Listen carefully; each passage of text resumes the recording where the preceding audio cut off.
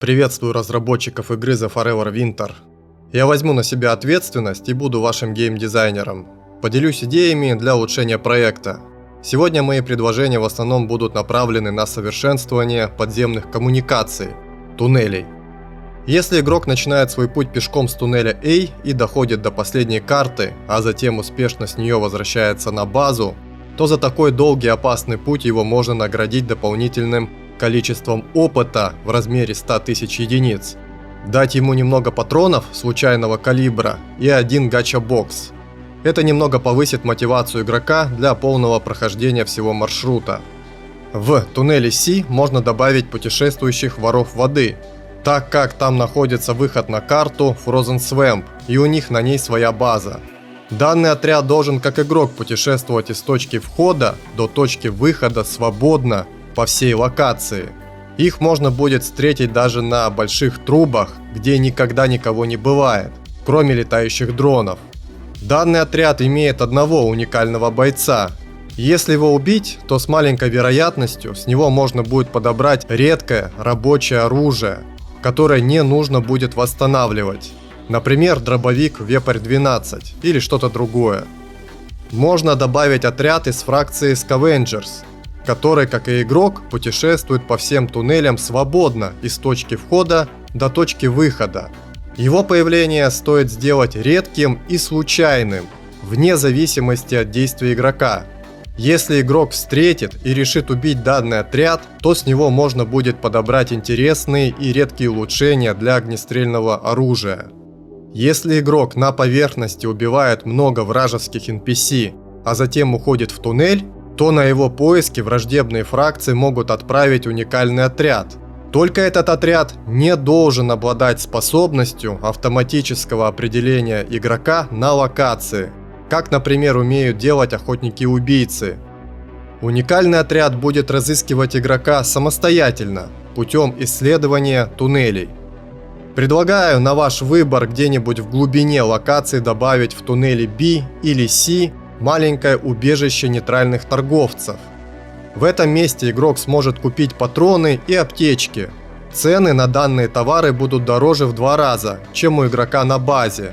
Таким образом, у игрока будет возможность в середине пути своего путешествия докупить необходимые расходные материалы, а не бегать по локации в поисках нужного калибра патронов для своего оружия. Тем самым игроки сэкономят время, а мы дадим им вариативность. Сейчас почему-то нельзя путешествовать свободно по всей игровой карте.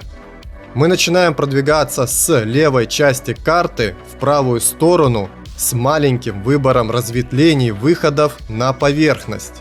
Нужно обязательно дать игрокам возможность возвращаться обратно в туннели и локации на поверхности, из которых они пришли. А то получается, мы заходим в новую область, а пути назад нет. Это неправильно. Нужно сделать свободное передвижение.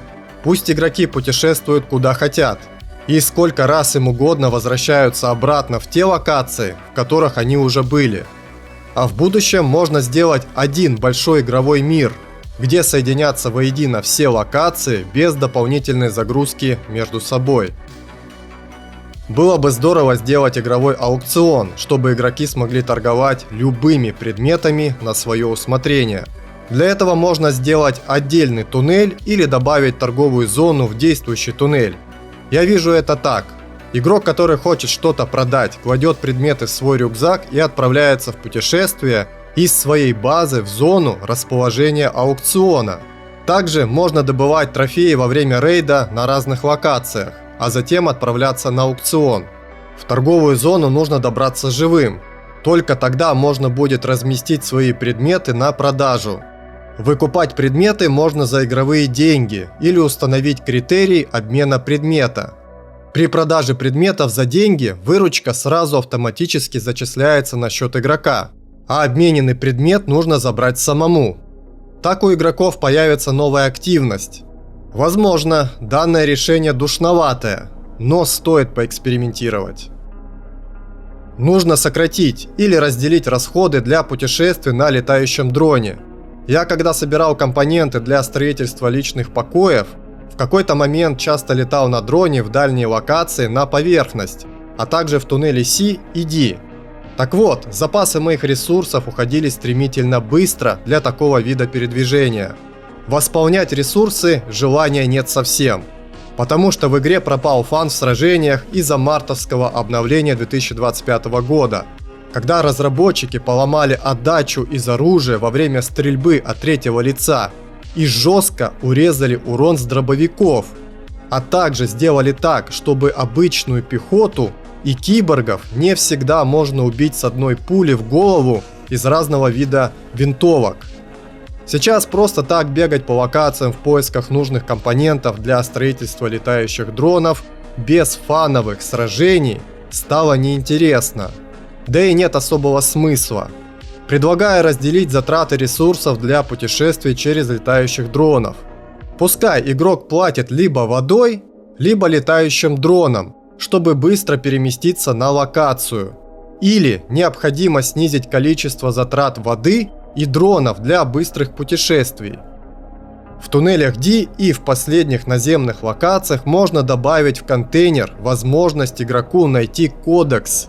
Только сделать шанс появления этого предмета в контейнере очень маленьким. Данный трофей, если я не ошибаюсь, самый дорогой и дает больше всего опыта, когда мы его успешно выносим на базу с рейда.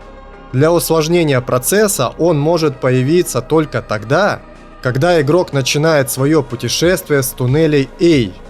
Если игрок прилетает на дроне в локацию потенциального появления редкого предмета, то в таком случае он его в контейнере никогда не найдет. Нужно добавить в туннели C и D возможность игроку вернуться на базу. Сейчас только возле костров в туннелях A и B есть точка эвакуации в убежище. Данное добавление не повлияет на баланс и даст игроку возможность вернуться в убежище быстрее. Затрата дополнительного времени, чтобы из туннелей C и D выбегать на поверхность, а затем вернуться на базу, это ненужный костыль. Когда в туннелях игрок подбегает в точку для перехода на наземную локацию, он попадает всегда в одно и то же место. Хотя у всех наземных карт разные точки входа. Нужно дать игроку возможность самостоятельно выбирать точку входа в наземную локацию, либо в туннелях можно сделать отдельные места для входа, чтобы выйти на поверхность. Тогда игроку нужно будет самому добежать до конкретной точки перехода. А еще можно добавить следующий вариант. Если игрок не хочет бегать по разным точкам, то в зоне, где расположены переходы в другую локацию, можно создать специальное место, в котором игра самостоятельно выберет точку входа без участия игрока. Нужно сделать отображение полученного опыта при переходе в другую зону, локацию, чтобы игроки знали, сколько точно опыта они получили за пройденную локацию. Возможно, я ошибаюсь, если что, поправьте меня в комментариях. Раньше, когда мы продвигались по территориям, то полученный опыт от убийств врагов и сбора трофеев не суммировался с каждой пройденной локацией. Опыт засчитывался только с той территории, с которой игрок выходил на базу. Сейчас я бегал из туннелей на поверхность, а затем сразу возвращался на базу. Также в обратную сторону с поверхности продвигался в туннель, а затем в убежище. Опыт наконец-то стал суммироваться со всех пройденных территорий. Разработчики, пожалуйста, еще раз проверьте этот процесс и сделайте визуальное отображение на переходе локации, сколько опыта игрок в итоге получил. Под конец видео еще скажу один момент, который относится не к разделу улучшений туннелей, а к разделу улучшений стрельбы из оружия. Просто уже надоело с этим недочетом играть.